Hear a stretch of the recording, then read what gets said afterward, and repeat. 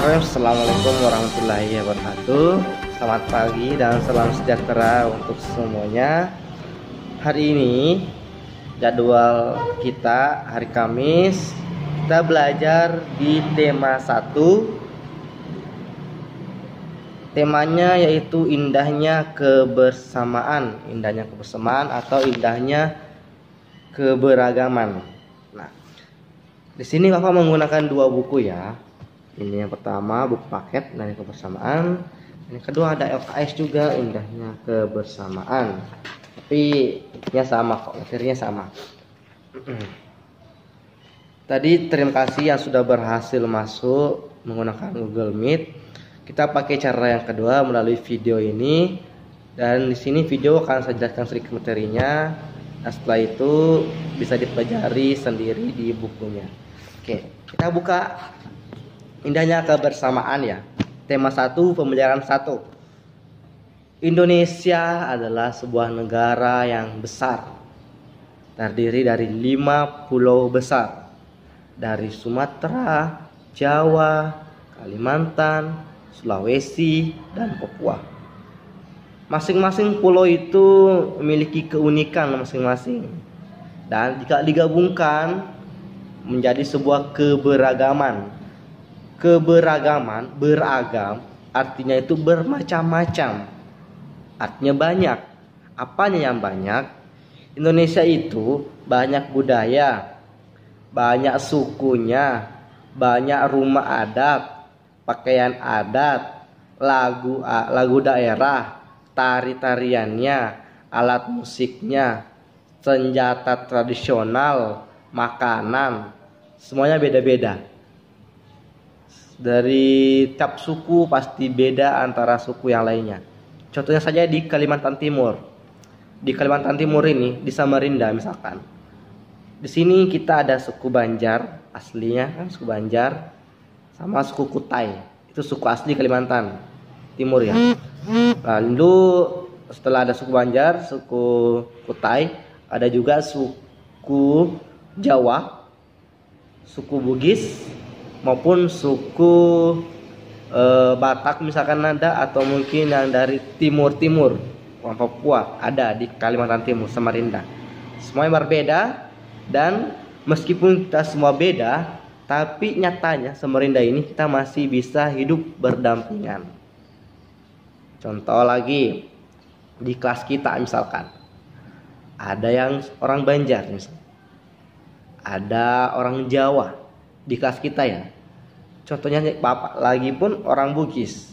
Tetapi meskipun kita semua beda, kita masih bisa bersatu di kelas damai dan tidak ada yang saling bertengkar. Itulah arti dari keberagaman, bermacam-macam. Hanya Indonesia yang punya loh. Itu arti dari keberagaman. Oke, sudah paham mengenai keberagaman? Oke. Ada suku ya. Tadi dari buku ini, contohnya tadi Anda bisa lihat ya, macam-macam. Ini suku Madura. Ada yang dari Madura. Sumatera. Ini ada tari piring. Kalau yang ini Sulawesi Selatan, rumah adat ini. Rumah adat Tongkonan namanya. Berbeda dengan di Papua. Di Papua ini namanya rumah adat Honai. Beda tempat, beda suku, beda rumahnya. Itulah perbedaan, keberagaman, bermacam-macam. Jadi meskipun beda-beda, kalian tidak boleh saling mengejek. Wah, kenapa rumahmu kayak gini? Kok pakai tiang? Ini rumahnya kok kayak jerami? Nggak boleh. Semuanya punya aturannya masing-masing. Kenapa rumahnya seperti itu? Itu masalah keberagaman ya. Saya ulangi lagi, beragam artinya bermacam-macam. Indonesia banyak ragam dari suku, agama, bahasa, tarian, makanan, semuanya beda. Itulah makanya dikatakan Indonesia itu adalah negara yang indah. Indah karena keberagamannya. Meskipun semuanya beda, tapi kita masih bisa bersatu. Makanya banyak negara di luar sana itu salut, merasa heran, kok bisa ya Indonesia seperti itu. Itulah hebatnya kita. Itu ya masalah keberagaman. Gampang sekali materinya. Lanjut. Tadi keberagaman itu memuat materi PPKN dan IPS. Materinya singkat saja sih sebenarnya ya. Nanti kita jelaskan satu-satu antara suku-suku yang lainnya nanti. Atau sekarang aja kita jelaskan. Oke, masalah keberagaman dulu ya.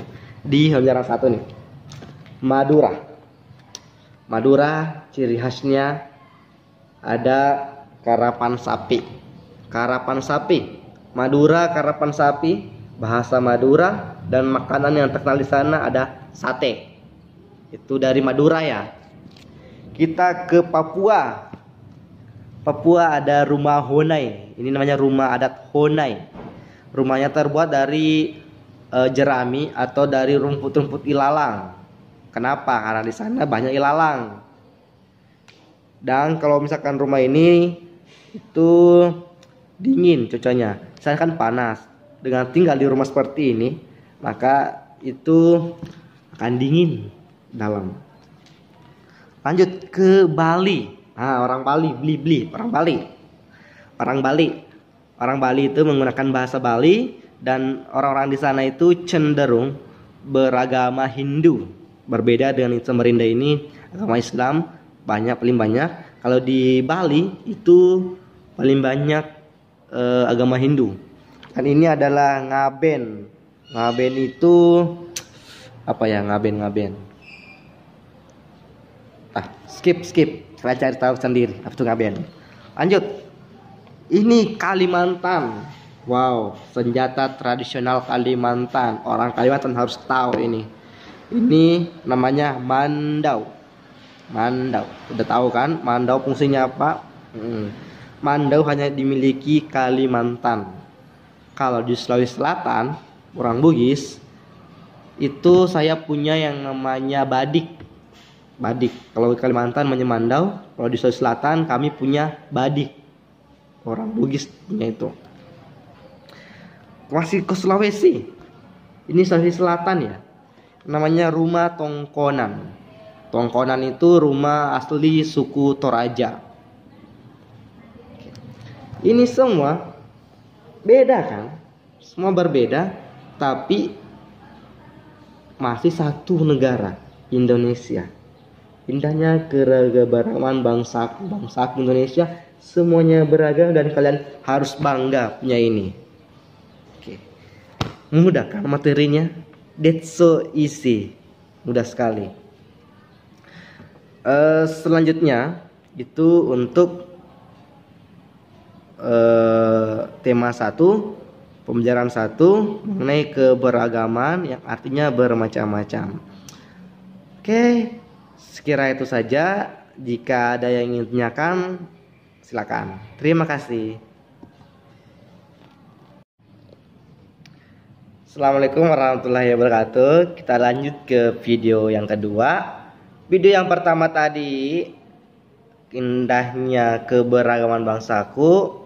Penjelasan video yang pertama itu memuat materi pelajaran PPKN dan IPS, ilmu pengetahuan sosial. Nah, saat ini saya beralih ke LKS. Ini kita akan membahas masih mengenai keberagaman, tetapi muatan pelajaran bahasa Indonesia. Kita pisah-pisah biar kalian bisa cepat paham. Nah, apa yang kita bahas di sini ya? Nah, kalian pernah dengar kata paragraf? Paragraf itu apa sih sebenarnya ya? Pernah dengar kan? Atau yang paling sering itu kita sering melihat di buku-buku misalkan. Di buku-buku sering kita melihat banyak teks seperti ini ya. Teksnya panjang dan ada yang menjorok ke dalam, masuk ke dalam, agak masuk nih. Ini kenapa masuk? Kenapa nggak lurus saja? Nah, ini yang dinamakan sebuah paragraf. Nah, dalam paragraf ini, misalkan dari paragraf 1, ini ada 2 paragraf ya. Paragraf 1 dan paragraf 2. Dalam satu paragraf terdiri dari banyak kalimat. Satu paragraf ini banyak kalimatnya. Nah, yang akan kita pelajari di sini adalah kalimat pendukung, kalimat pokok, dan kalimat pendukung, atau bisa dikatakan gagasan utama dan gagasan pendukung. Ingat ya, setelah dengar video ini maka kalian harus paham mengenai kalimat utama dan kalimat pendukung, gagasan utama dan gagasan pendukung. Bedanya apa? Oke, kita jelaskan bedanya ya. Kalian boleh simak di paragraf 1. Ada banyak sekali kalimat, dan tentunya dari semua paragraf ini ada 2 ya, kalimat utama dan kalimat pendukung atau penjelas. Bedanya adalah kalimat utama atau gagasan utama terletak di awal paragraf. Kalimat terdiri dari beberapa kata. Kalimat utama terletak di awal paragraf atau bisa di akhir paragraf. Tapi yang paling sering muncul itu berada di awal paragraf. Contoh ya, saya bacakan. Di sini, Indonesia merupakan negara kesatuan yang penuh dengan keberagaman dan kekayaan. Itu adalah kalimat utamanya atau gagasan utamanya. Maka paragraf 1 ini yang menjadi gagasan utama adalah Indonesia merupakan negara kesatuan yang penuh dengan keberagaman dan kekayaan. Nah, itu menjadi kalimat utama atau gagasan utama. Di bawahnya, kalimat kedua sampai ke akhir itu dinamakan kalimat pendukung atau gagasan pendukung yang memperjelas mengenai yang pertama tadi. Oke, saya bacakan ya. Nah, di kalimat pertama tadi mengatakan Indonesia adalah negara kesatuan yang beragam. Dia bilang hanya beragam. Itu kalimat utamanya. Nah, kalimat yang berikutnya ya, itu didukung atau diperjelas. Maka dinamakan kalimat pendukung atau kalimat penjelas. Gagasan pendukung, gagasan penjelas. Nah, di sini sudah banyak mengatakan Indonesia terdiri atas beraneka ragam suku, budaya, ras, daerah, kepercayaan, agama, dan lain-lain. Dijelaskan lagi, masih kalimat penjelas. Namun sejarah membuktikan bahwa mampu hidup secara berdampingan, saling mengisi dan saling menghargai. Itu diperjelas. Semakin di bawah, makin diperjelas. Nah, itu namanya kalimat penjelas atau kalimat pendukung. Oke. Intinya, paragraf itu disusun dari macam-macam kalimat. Nah, paragraf itu terdiri dari 2 kalimat pokok, kalimat utama dan kalimat pendukung atau gagasan utama dan gagasan pendukung. Gagasan utama biasanya terletak di awal paragraf atau di akhir paragraf. Tapi yang paling sering itu berada di awal paragraf. Itu dikatakan gagasan utama, gagasan pendukung. Setelah selesai kalimat utama, maka diperjelas di bawahnya. Maka dinamakan kalimat pendukung. Contoh ya. Saya mau buat sebuah paragraf begini. Saya pergi liburan ke Muara Badak. Kalimat pertama itu menjadi kalimat utamanya, gagasan utama. Saya pergi liburan ke Muara Badak. Lalu kita mau perjelas, mendukung supaya itu lebih jelas. Oke. Kalimat kedua ya. Saya ke sana bersama teman-teman saya. Kalimat kedua. Saya pergi di pagi hari menggunakan sepeda motor. Makin jelas kan?